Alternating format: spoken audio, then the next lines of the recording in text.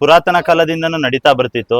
ಯಾವ್ದೋ ಬೇರೆ ಕಾರಣಗಳಿಂದ ಒಂದ್ 20 ವರ್ಷ ಜಾತ್ರೆ ನಿಂತೋಗಿತ್ತು. ಈಗ ಮತ್ತೆ ಆರಂಭವಾಗಿದೆ. ಹೋದ ವರ್ಷದಿಂದ ದನಗಳ ಜಾತ್ರೆ ಒಂದು ಅದ್ದೂರಿ ಮಟ್ಟದಲ್ಲಿ ನಡೀತಿದೆ. ನಮಸ್ಕಾರ ವೀಕ್ಷಕರೇ, ನಾವು ಇವತ್ತು ಟಿ ನರಸೀಪುರ ತಾಲೂಕು ಬನ್ನೂರು ಗ್ರಾಮಕ್ಕೆ ಅಂದ್ರೆ ಬನ್ನೂರು ಪಟ್ಟಣಕ್ಕೆ ಬಂದಿದ್ದೀವಿ. ನೀವು ಇಲ್ಲಿ ನೋಡ್ತಾ ಇರ್ಬೋದು, ಬನ್ನೂರು ಪಟ್ಟಣದಲ್ಲಿ ಹೇಮಾದ್ರಾಂಬ ದನಗಳ ಜಾತ್ರೆ ನಡೀತದೆ. ಸದ್ಯಕ್ಕೆ ನಾವು ಒಳಗಡೆ ಹೋಗೋಣ. ಸೊ ಈ ಒಂದು ಗೊಂತು ಏನಿದೆ ಅಂದರೆ ರಾಸುಗಳು ಇರ್ತಕ್ಕಂಥ ಗೊಂತು ರಾಹುಲ್ ಗೌಡ್ರದ್ದು, ಅಂದರೆ ಡಾಕ್ಟರ್ ರಾಹುಲ್ ಗೌಡ್ರು ಅಂತ ಅಂದ್ಬಿಟ್ಟು ನಿಮಗೆಲ್ಲ ಗೊತ್ತಿರ್ಬೋದು, ಚಿರಪರಿಚಿತ. ಅವರ ಒಂದು ರಾಸುಗಳು ಈ ಒಂದು ಗೊಂತಲ್ಲಿದೆ. ಸದ್ಯಕ್ಕೆ ಒಳಗಡೆ ಹೋಗೋಣ. ಸೊ ಒಳಗಡೆ ಹೋಗಿ ಅವರ ಒಂದು ರಾಸುಗಳ ಬಗ್ಗೆ ಇನ್ಫಾರ್ಮೇಶನ್ ಕಂಪ್ಲೀಟ್ ಆಗಿ ನಾನು ಕೊಡ್ತೀನಿ. ನೀವು ನೋಡ್ತಾ ಇರ್ಬೋದು, ದೊಡ್ಡ ದೊಡ್ಡ ಎತ್ತುಗಳನ್ನ ಈ ಒಂದು ರಾಸುಗಳ ಪ್ರದರ್ಶನಕ್ಕೆ ತಂದಿದ್ದಾರೆ. ಸದ್ಯಕ್ಕೆ ಒಳಗಡೆ ಹೋಗೋಣ. ಸರ್ ನಮಸ್ಕಾರ. ನಮಸ್ತೆ. ತಮ್ಮ ಹೆಸರು? ಡಾಕ್ಟರ್ ರಾಹುಲ್ ಗೌಡ ಅಂತ ಹೇಳಿ, ಬನ್ನೂರವರು. ಸರ್, ಈಗ ನಿಮ್ಮ ಒಂದು ಊರಿನಲ್ಲಿ ಅಂದ್ರೆ ಬನ್ನೂರಲ್ಲಿ ಹೇಮಾದ್ರಾಂಬ ದನಗಳ ಜಾತ್ರೆ ನಡೀತದೆ. ಸೊ ಈ ಒಂದು ಜಾತ್ರೆಯ ವಿಶೇಷತೆ ಏನು? ಸೊ ಎಷ್ಟು ವರ್ಷದಿಂದ ನಡೀತದೆ, ಸ್ವಲ್ಪ ಡೀಟೇಲ್ಸ್ ಕೊಡ್ತೀರಾ? ಸರ್, ಇದು ಪುರಾತನ ಕಾಲದಿಂದನೂ ನಡೀತಾ ಬರ್ತಿತ್ತು. ಯಾವ್ದೋ ಬೇರೆ ಕಾರಣಗಳಿಂದ ಒಂದ್ 20 ವರ್ಷ ಜಾತ್ರೆ ನಿಂತೋಗಿತ್ತು. ಈಗ ಮತ್ತೆ ಆರಂಭವಾಗಿದೆ. ಹೋದ ವರ್ಷದಿಂದ ದನಗಳ ಜಾತ್ರೆ ಒಂದು ಅದ್ದೂರಿ ಮಟ್ಟದಲ್ಲಿ ನಡೀತಿದೆ. ನಮ್ಮ ಜಾತ್ರೆಯ ವಿಶೇಷತೆ ಏನಂದ್ರೆ ಸರ್, ನಾವು ಇಡೀ ದೇಶಕ್ಕೆ ಈಕ್ವಾಲಿಟಿಯನ್ನ ಸಾರಕ್ಕೆ ಹೋಯ್ತೀವಿ ಸರ್. ಎಲ್ಲಾರು ಒಂದೇ ಅಂತ ಹೇಳಿ, ಸರ್ವ ಜನಾಂಗನೂ ಒಂದೇ ಅಂತ ಹೇಳಿ. ಏನು ಯಾವ ತರ ಹೇಳ್ತೀರಾ? ಈಗ ವಚನಗಳು, ಈಗ ಬಸವಣ್ಣನವರ ವಚನದಲ್ಲಿ ಒಂದ್ ಹೇಳ್ತಾರೆ, ಇವನಾರವ ಇವನಾರವ ಇವನಾರವನೆಂದೆನಿಸದಿರಯ್ಯ, ಇವ ನಮ್ಮವನೆಂದೆನಿಸಯ್ಯ ಅಂತ ಹೇಳಿ ಎಲ್ಲಾ ಜನಾಂಗದವರು ಒಟ್ಟಾಗಿ ಸೇರಿ ಆಚರಿಸುವಂತ ಹಬ್ಬ ಸರ್ ನಮ್ದು. ಯಾಮದ್ರಂಬ ಭಾರಿ ದನಗಳ ಏನು ಯಾಮದ್ರಂಬ ಜಾತ್ರೆ ಇದೆ ಇವತ್ತು. ಎಲ್ಲಾ ಜನಾಂಗದವರು, ಸರ್ವ ಜನಾಂಗದ ಶಾಂತಿಯ ತೋಟ ಅಂತ ಕರಿತೀವಿ ಭಾರತನ. ಎಲ್ಲಾ ಜನಾಂಗದವರು ಸೇರಿಸಿ ಆಚರಿಸುವಂತ ಹಬ್ಬನೇ ಈ ಯಾಮದ್ರಂಬ ಹಬ್ಬ. ಇದರಲ್ಲಿ ದನಗಳ ಜಾತ್ರೆ ಏನು ಇವತ್ತು ನಮ್ಮ ಯಾಮದ್ರಂಬ ದೇವಿಗೆ ಒಂದು ಕಿರೀಟ ಇಟ್ಟಂಗೆ. ಈ ಒಂದು ಜಾತ್ರೆಯನ್ನ ಒಂದು ದೊಡ್ಡ ಮಟ್ಟದಲ್ಲಿ ಮಾಡ್ಬೇಕು ಅಂತ ಅಂದಾಗ ನಮ್ಗೆ ಒಂದು ಸಹಾಯವನ್ನ ನೀಡಿ ಇವತ್ತು ಸರ್ಕಾರಗಳು ಒಂದನ್ನ ನಾವು ಹೇಳ್ತಾ ಹೋಗೋದಾದ್ರೆ, ಒಂದು ಮಟ್ಟದಲ್ಲಿ ಇವತ್ತು ಮಾದೇವಪ್ಪ ಅವರಾಗಿರ್ಬೋದು, ಸುನಿಲ್ ಬೋಸ್ರವರಾಗಿರ್ಬೋದು, ರೈತರ ಪರವಾಗಿ ನಿಂತ್ಕೊಂಡು ಇವತ್ತು ಈ ಜಾತ್ರೆಯನ್ನ ಒಂದು ದೊಡ್ಡ ಮಟ್ಟದಲ್ಲಿ ಮಾಡಿ ರಾಹುಲ್ ಅಂತ ಹೇಳಿ ಒಂದು ಆಶ್ವಾಸನೆಯನ್ನ ನೀಡಿ ಮಾಡ್ತಿದ್ದಾರೆ. ಮುಂದಿನ ದಿನಗಳಲ್ಲಿ ಈ ಜಾತ್ರೆನ ಇನ್ನೂ ಒಂದು ದೊಡ್ಡ ಮಟ್ಟಿಗೆ ತಗೋಗುವ ಒಂದು ಉದ್ದೇಶವನ್ನು ಸಹ ಇಟ್ಕೊಂಡಿದೀವಿ. ಮುಂದಿನ ದಿನಗಳಲ್ಲಿ ಆ ದೇವಿ ಏನ್ ನಮ್ಗೆ ಶಕ್ತಿಯನ್ನ ಕೊಟ್ರೆ ಇನ್ನೂ ದೊಡ್ಡ ಮಟ್ಟದಲ್ಲಿ ಮಾಡೋಣ ಅಂತ ಈ ವಿಡಿಯೋ ಮೂಲಕ ಹೇಳ್ತೀನಿ. ಕರ್ನಾಟಕದ ಎಲ್ಲಾ ರೈತರು ದಯವಿಟ್ಟು ಇವತ್ತು ಒಂದು ರೈತ ಒಂದು ಜಾತ್ರೆಗಳಿಗೆ ಹೋಗಿ ಓರಿಗಳನ್ನ ಸಾಕೊಂಡು ಜಾತ್ರೆಗಳನ್ನ ಮಾಡ್ತಾನೆ ಅಂತ ಅಂದ್ರೆ ಅದು ಒಂದು ಸಾಧಾರಣ ವಿಷಯ ಅಲ್ಲ ಸರ್. 4-5 ದಿನ ಏನು ಹೆಂಡತಿ ಮಕ್ಕಳನ್ನ ಬಿಟ್ಟು ಯಾವ್ದೋ ಒಂದು ಗೊಂತುಗಳಲ್ಲಿ ಕಟ್ಕೊಂಡು ಮಲ್ಕೋತಾನೆ. ಸರ್ಕಾರಗಳು ಎಚ್ಚೆತ್ಕೊಂಡು ಪ್ರತಿಯೊಂದು ಮೂಲಭೂತ ಸೌಕರ್ಯಗಳನ್ನ ಕಲ್ಪಿಸ್ಕೊಡ್ಬೇಕು. ಏನಕ್ಕಪ್ಪ ಅಂತ ಅಂದ್ರೆ ಇವತ್ತು ನಾವು ದೇಶದಲ್ಲಿ ನೋಡ್ತಿದೀವಿ, ಹಳ್ಳಿಯನ್ನ ಬಿಟ್ಟು ಸಿಟಿ ಸೇರುವಂತ ಪ್ರವೃತ್ತಿಗಳು ಜಾಸ್ತಿ ಆಗ್ತಿದೆ ಸರ್. ಹಳ್ಳಿಗಳು ಖಾಲಿ ಆಗ್ತಿದೆ. ಏನ್ ನೋಡ್ತಿದೀವಿ ಇವತ್ತಿನ ಯೂತ್ಸ್ ಆಗಿರ್ಬೋದು, ಎಲ್ಲರೂ ಏನ್ ಸಿಟಿಯನ್ನ ಸೇರ್ತಿದ್ದಾರೆ. ಈ ಒಂದು ಹಳ್ಳಿಕಾರ್ ತಳಿಗಳನ್ನ ಸಾಕುವ ಮೂಲಕ ಎಲ್ಲಾ ಯುವಕರು ಕೃಷಿ ಕಡೆ ಮುಖ ಮಾಡ್ತಿದ್ದಾರೆ ಸರ್. ಸರ್ಕಾರಗಳು ಎಚ್ಚೆತ್ಕೊಂಡು ಈ ಕಡೆ ಒಂದು ಬಹುಮಾನವನ್ನ ಅಥವಾ ರೈತರಿಗೆ ಒಂದು ಸೂಕ್ತವಾದ ಒಂದು ಬಹುಮಾನವನ್ನು ಕೊಟ್ಟಿದ್ದೇ ಆದಲ್ಲಿ ಹಳ್ಳಿಕಾರ್ ಸಾಕುವಂತವರ ಸಂತತಿ ಇನ್ನೂ ಜಾಸ್ತಿ ಆಗ್ತದೆ. ನಮ್ಮ ಕೃಷಿಗಳು ಉಳಿತದೆ. ಹಳ್ಳಿಗಳು ಖಾಲಿ ಆಗದೆ ಹೋದ್ರೆ ಕೃಷಿ ಇನ್ನು ದೊಡ್ಡ ಮಟ್ಟಕ್ಕೆ ಹೋಯ್ತದೆ ಅಂತ ಹೇಳಕ್ ಇಷ್ಟಪಡ್ತೀನಿ ಸರ್. ಈಗ ನಿಮ್ಮ ಒಂದು ಏನೊಂದು ಮುಂದಾಲೋಚನೆ ಅಂದ್ರೆ, ಭವಿಷ್ಯದಲ್ಲಿ ಹಳ್ಳಿಕಾರ್ ಸಾಕ್ಬೇಕು ಅಂದ್ರೆ ರೈತರುಗಳಿಗೆ ಒಂದು ಪ್ರೋತ್ಸಾಹ ಬೇಕು. ಅದಕ್ಕೆ ರಾಜಕಾರಣಿಗಳಿರ್ಬೋದು, ಸರ್ಕಾರ ಇರ್ಬೋದು, ಎಲ್ಲವನ್ನು ಕೊಟ್ರೆ ಇನ್ನ ಹೆಚ್ಚಿನ ಸಂಖ್ಯೆಯಲ್ಲಿ ಹಳ್ಳಿಕಾರನ ಸಾಕ್ತಾರೆ ಅಂತ ಹೇಳ್ತಾ ಇದ್ದಾರೆ ಸರ್. ಇವತ್ತು ಸರ್ಕಾರಗಳು ರೈತ ಇಂತ ಕೆಲ್ಸನ ಮಾಡ್ತಿದ್ದಾನೆ ಅಂದ ತಕ್ಷಣ ನಾವು ಒಂದೊಂದು ಹೇಳ್ತೀವಿ, ರೈತರ ಹೆಸರಿನಲ್ಲಿ ಪ್ರಮಾಣ ವಚನ ಸ್ವೀಕರಿಸಿದ್ದಕ್ಕಿಂತ ಮುಂಚೆ ರೈತರಿಗೆ ಆಗ್ತಾ ಇರತಕ್ಕಂತ ಕಷ್ಟಗಳನ್ನ ದಯವಿಟ್ಟು ಅರ್ಥ ಮಾಡ್ಕೋಬೇಕು. ಈ ಜಾತ್ರೆಗಳನ್ನ ಉಳಿಸ್ತಾ ಹೋಗ್ಬೇಕು. ಸರ್ಕಾರದಿಂದ ಒಂದು ಫಂಡ್ ಅನ್ನ ನಿಗದಿ ಮಾಡ್ಬೇಕು ಸರ್ ಪ್ರತಿಯೊಂದು ಜಾತ್ರೆಗಳಿಗೂ. ಅವಾಗ ಮಾತ್ರ ಈ ಜಾತ್ರೆಗಳು ಉಳಿತದೆ. ನಮ್ಮ ತಳಿಯಾದ ಈ ಹಳ್ಳಿಕಾರ್ ತಳಿಗಳು ಉಳಿತವೆ ಸರ್. ಅವಾಗ ಮಾತ್ರ ನಾವು ಮಾಡ್ತಾ ಇರತಕ್ಕಂತ ಕೆಲಸ ಸಾರ್ಥಕ ಆಗ್ತದೆ ಅಂತ ಹೇಳಕ್ ಇಷ್ಟಪಡ್ತೀನಿ. Okay, fine sir. ಒಂದು ಒಳ್ಳೆ ವಿಷನ್ ಇಟ್ಕೊಂಡು ನೀವು ಈ ಒಂದು ಜಾತ್ರೆ ಮಾಡ್ತಾ ಇದ್ದೀರಾ. ಹಾಗೆ ಇಲ್ಲಿಗೆ ಸುಮಾರು ಜನ ರೈತರು ಬಂದಿರೋದು ನಾನು ನೋಡಿದ್ದೀನಿ. ಸೊ ಈಗ ನೀವು ಎಷ್ಟು ಜೊತೆ ಎತ್ತುಗಳನ್ನ ರಾಸುಗಳನ್ನ ಈ ಒಂದು ಇದಕ್ಕೆ ಜಾತ್ರೆ ಕರ್ಕೊಂಡು ಬಂದಿದ್ರಿ ಸರ್? ನನ್ನ ಹತ್ರ ರೆಗ್ಯುಲರ್ ಆಗಿ ಬರೀ ಜಾತ್ರೆ ಟೈಮ್ಗೆ ಅಂತ ಇಲ್ಲ, ವರ್ಷದ 365 ದಿವಸ 24/7 ಓರಿಗಳಿರ್ತವೆ. 3ರಿಂದ 4 ಜೊತೆ 365 ದಿವಸನು ನನ್ ಮನೇಲಿ ಸಾಕ್ತೀನಿ ಓರಿಗಳನ್ನ. ಓಕೆ, ಬರೀ ಜಾತ್ರೆಗೆ ಅಂತ ಹೇಳಿ ತಂದು ನನ್ ಬಿಡೋದಿಲ್ಲ. ಎಕ್ಸ್ಟ್ರಾ ಯಾವ್ದಾರ ಒಂದ್ ಜೊತೆ 2 ಜೊತೆ ಬೇಕು ಅಂದ್ರೆ ಜಾತ್ರೆ ಟೈಮ್ ತಂದು ಹಾಕೋತೀನಿ ಸರ್. ಓಕೆ, ಈಗ ಈ ಒಂದು ಜಾತ್ರೆಗೆ ನೀವು ಈಗ ನಿಮ್ಮ ಒಂದು ಗೊಂತಿನಲ್ಲಿ ಎಷ್ಟು ಜೊತೆ ರಾಸುಗಳಿದೆ ಸರ್? ಸರ್ 3 ಜೊತೆ ಇದೆ, ಒಂದು ಒಂಟಿ ಇದೆ ಸರ್. 3 ಜೊತೆ ಇದೆ, ಒಂದು ಒಂಟಿ ಇದೆ. ಸೊ ಈಗ ಒಂದೊಂದಾಗಿ ನಾವು ಪರಿಚಯ ಮಾಡ್ಕೊಡ್ತೀರಾ ಹ್ಮ್. ಸರ್? ಈಗ ಇದು ಕಡೆನಾ ಇದು ಇದು 2 ಕಡೆ ಅಲ್ಲಿನ ಓರಿಗಳು ಸರ್. ಕಡೆಯಲ್ಲಿನ ಊರಿಗಳು ಇದೇನ್ ಶೋಕಿ ಎತ್ತೋ ಇಲ್ಲ ದುಡಿಮೆ ಮಾಡ್ಸಿದ್ದೀರಾ ಸರ್? ಇಲ್ಲ ಸರ್, ಶೋಕಿ ಎತ್ತು ಇದು. ಶೋಕಿ ಶೋಕಿ ಎತ್ತು. ಈಗ ನನ್ನ ಗೊಂತಲ್ಲಿರೋದು ಟಾಪ್ ಎತ್ತುಗಳಿವು. Top Top. ಅಂದ್ರೆ ಎಷ್ಟು ಬೆಲೆನ ಇದಕ್ಕೆ ನೀವು? ಬಸವಣ್ಣಂಗೆ ಬೆಲೆ ಕಟ್ಟಕ್ ಆಗಲ್ಲ, ಹಾ. ಆದ್ರೂ 12 ಲಕ್ಷನ ಹೇಳ್ತಾ ಇದ್ದೀನಿ 12 ಲಕ್ಷ ಹೇಳ್ತಾ ಇದ್ರ. ಅಂದ್ರೆ ಈಗ ನೀವು ಕೊಡೋದೇನಿಲ್ಲ, ಜಸ್ಟ್ ಪ್ರದರ್ಶನಕ್ಕೆ ಅಂತ. ಸರ್. ಇದು ಹೆಂಗೆ ಅಂದ್ರೆ ಜಾತ್ರೆ ಸೀಸನ್ ಅಂತಂದ್ರೆ ವರ್ಷಾನ್ಗಟ್ಲೆ ಕ್ರೀಡಾಪಟುಗಳಿರ್ಬೋದು ಒಂದು ತಯಾರಿಯನ್ನ ನಡೆಸಿ ಒಲಿಂಪಿಕ್ ಹೋಯ್ತಾರಲ್ಲ, ಹ್ಮ್ ಅದೇ ರೀತಿ ರೈತರುಗಳು ಕಷ್ಟಪಟ್ಟು ವರ್ಷ ಪೂರ್ತಿ ಸಾಕಿ ಜಾತ್ರೆಗಳು ಅಂದ್ರೆ ಅವ್ರಿಗೆ ಒಂದು ಪೀಕ್ ಸೀಸನ್ ಇದ್ದಂಗೆ. ಓಕೆ. ಜಾತ್ರೆಗಳು ಮುಗ್ದಾದ್ಮೇಲೆ ಮುಂದಿನ ದಿನಗಳಲ್ಲಿ ಒಳ್ಳೆ ರೇಟ್ ಬಂದ್ರೆ ಕೊಡ್ತೀನಿ ಸರ್. Okay fine sir. ಇನ್ನ ಪಕ್ಕದ ಒಂದು ರಾಸುಗಳನ್ನ ತೋರಿಸಿ ಸರ್. ಹೈ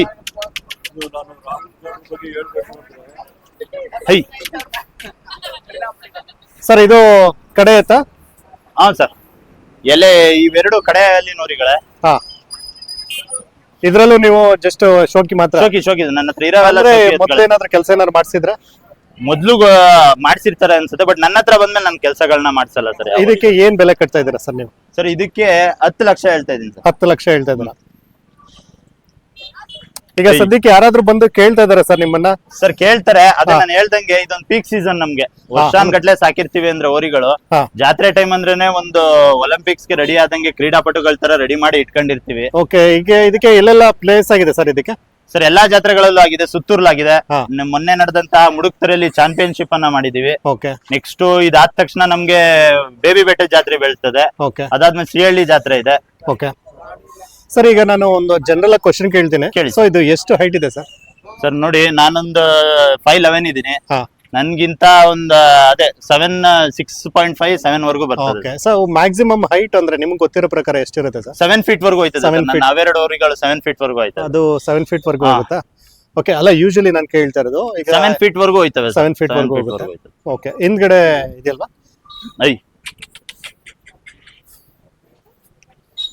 ಸರ್ ಇದಕ್ಕೆ ಎಷ್ಟೆಲ್ಲ ಆಗಿದೆ ಸರ್? ಸರ್ ಇದು ಕಡೆನೆ. ಹಾ. ಇದು ಕಡೆನಾ? ಇದಕ್ಕೆ ಏನ್ ರೇಟ್ ಹೇಳ್ತಾ ಇದ್ದೀರಾ ಸರ್? ಸರ್ ಇದಕ್ಕೆ 8 ಲಕ್ಷ ಹೇಳ್ತಾ ಇದೀನಿ ಸರ್. 8 ಲಕ್ಷ ಹೇಳ್ತಾ ಇದ್ದೀರಾ? ಎದಳ್ಸು ಅದನ್ನ. ಏನು ಮಾಡಿದ್ಲು ಎದಳ್ಸು. ಹೈ ಹೈ ಸರ್ ಇದನ್ನು ಏನಾದ್ರು ಚಾಂಪಿಯನ್ಶಿಪ್ ಏನಾದ್ರು ತಗೊಂಡಿದ್ಯಾ? ಅಂದ್ರೆ ಇದಕ್ಕೆ ಏನಾದ್ರು ಪ್ರೈಸ್ ಏನಾದ್ರು ಆಗಿದೆಯಾ? ಸರ್ ಸುತ್ತೂರಲ್ಲಿ ಪ್ರೈಸ್ ಆಗಿತ್ತು ಇದಕ್ಕೆ. ಸುತ್ತೂರಲ್ಲಿ ಆಗಿದೆಯಾ? ಓಕೆ. ಈಗ ಇದಕ್ಕೆ 8 ಲಕ್ಷ ಹೇಳ್ತಾ ಇದ್ದೀರಾ? 8 ಲಕ್ಷ ಹೇಳ್ತಾ. ಓಕೆ. ದಿನಗಳಲ್ಲಿ ಇನ್ನೂ ಸ್ವಲ್ಪ ಕೂಟ ಚೆನ್ನಾಗ್ ಬಿದ್ದಿಲ್ಲ ಅಂತ ಹೇಳಿ ಮುಂದಿನ ದಿನಗಳ ಕೂಟ ಚೇಂಜ್ ಮಾಡುವಂತ ಒಂದು ಪ್ಲಾನ್ ಇದೆಯಾ? ಆಸೆ ಇದೆ, ನೋಡುವ. Okay sir. ಇದು ಒಂಟಿನ ಇದು?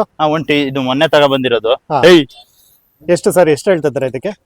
ಸರ್ ಈಗ ಎದಳ್ಸುವ. ಬೇಡ ಪರವಾಗಿಲ್ಲ. ಏನಿಲ್ಲ ಬಿಡಿ. ಇದಕ್ಕೇನು ಕೂಟ ಮಾಡ್ತೀರಲ್ಲ? ಕೂಟ ಮಾಡ್ತೀನಿ ಸರ್. ಈಗ ಮೊನ್ನೆ ತಗ ಹಿಡ್ಕ ಬಂದದ್ದು. ಹಾ. ಏನೆಲ್ಲ ಆಗಿದೆ ಸರ್ ಇದಕ್ಕೆ? ಸರ್ ಇದಕ್ಕೆ 4 ಆಗಿದೆ. ಹಾ. 4 ಅಲ್ಲಿಗೆನೆ ಈ ಉದ್ದಾಪನ್ನ ನೋಡ್ಬೋದು ನೀವು ಎಷ್ಟು ದೊಡ್ಡದಾಗಿದೆ ಅಂತ ಹೇಳಿ. Okay sir. ಈಗ ನಿಮ್ಮ ಒಂದು ಗೊಂತಿನಲ್ಲಿ ಹೇಳಿದ್ರಿ ನೀವು 365 ಡೇಸ್ ಕೂಡ ಇರುತ್ತೆ. ಹೌದು 24/7 ನಾವು ಇದ್ರಲ್ಲೇ ಇದ್ದೀವಿ ಹೌದು ಅಂತ ಹೇಳಿದ್ರೆ. ಸರ್ ನಿಮ್ಮ ಒಂದು ಎಜುಕೇಶನ್ ಏನು ಅಂತ ಕೇಳ್ಬೋದಾ? ಸರ್ ನಾನು ಆಯುರ್ವೇದ ಮುಗಿಸಿ MD ಫೈನಲ್ ಇಯರ್ ಅಲ್ಲಿ ಇದ್ದೀನಿ. ಓಕೆ. MD ಮಾಡ್ತಿದ್ದೀನಿ. ಇಲ್ಲಿ ನಮ್ಮ ಮಾವ ನೋಡ್ಕೊಂತಿರ್ತಾರೆ. ಹಾ. ಸ್ಯಾಟರ್ಡೆ ಸಂಡೇ ಆದಾಗೆಲ್ಲ ನಾವು ಬಂದು ಇದು ಒಂದು ನನ್ಗೆ ಒಂದು ಹವ್ಯಾಸ ಸರ್. ಹಾ. ಈಗ ನಾನು ದೊಡ್ಡ ಕಾರ್ಗಳನ್ನ ನೋಡಿದ ತಕ್ಷಣ ನನ್ಗೆ ತಗೋಬೇಕು ಅಂತ ಅನ್ಸಲ್ಲ. ಹೌದು. ಬಟ್ ಒಳ್ಳೆ ಓರಿಗಳು ಸಿಕ್ಕಿದ್ರೆ ಎಲ್ಲಿದ್ರು ಸಹ ಕರ್ನಾಟಕದ ಯಾವ ಭಾಗದಲ್ಲಿದ್ರು ಸಹ ನೋಡ್ಕೊಂಡ್ ಬಂದು ತಗೊಂಡ್ಬರ್ತಿದ್ದಾರೆ. ಓಕೆ. ಅಂದ್ರೆ ಒಂಥರ ನಿಮ್ಗೆ ಕ್ರೇಜ್ ಸರ್. ಹಾ. ಯಾಕಂದ್ರೆ ಇವತ್ ನಾವ್ ನೋಡ್ತಾ ಇದೀವಿ, ಯಾವ್ದೋ ಒಂದು ನಾಯಿಗೆನೆ 50 ಕೋಟಿ ಹೇಳ್ತಾ ಇದಾರೆ. ಹಾ. ಬಟ್ ಇವತ್ತು ಮನುಷ್ಯನ ಜೊತೆ ಸಾಯವರೆಗೂ ಇದ್ದು ಮನುಷ್ಯನ ಜೀವನವನ್ನ ಏನ್ ಹೇಳ್ತೀವಿ ಇವತ್ತು, 9 ತಿಂಗಳು 2 ವರ್ಷ ಮನುಷ್ಯ ತಾಯಿ ಹಾಲನ್ನ ಕುಡಿದ್ರೆ ಇನ್ನು ಅವ್ನ್ ಬದುಕಿಂದ ಸಾಯುವಾಗ್ಲೂ ಸಹ ಹಸುವಿನ ಹಾಲನ್ನ ಬಳಸ್ತಾರಂತೆ. ಸಾಯೋರ್ಗಲ್ಲ, ಸತ್ತ ಮೇಲೂ ಕೂಡ ಸಹ ಹಾಲು ತುಪ್ಪ ಅಂತ ಏನ್ ಹೇಳ್ತೀವಿ. ಹಾ, ಸೊ ಅವ್ನ್ ಸತ್ತ ಮೇಲೂ ಅಲ್ಲೂ ಸಹ ಬಳಸ್ತೀವಂತೆ. ಓಕೆ. ಬಟ್ ಇದಕ್ಕೆ ನಾವು ಈಗ ಅವ್ರು ಹೇಳ್ತಾರೆ ಲೆಕ್ಕ ನೋಡಿದ್ರೆ ನಾವು 100 ಕೋಟಿನೇ ಹೇಳ್ಬೋದು. ಯಾಕಂದ್ರೆ ಇಡೀ ಕರ್ನಾಟಕದಲ್ಲಿ, ಇಡೀ ಒಂದು ದೇಶದಲ್ಲೇನೆ ಅತ್ಯಂತ ಮೊದಲು ಪೂಜಿಸಲ್ಪಡುವಂತ ಪ್ರಾಣಿ ಗೋವುಗಳು.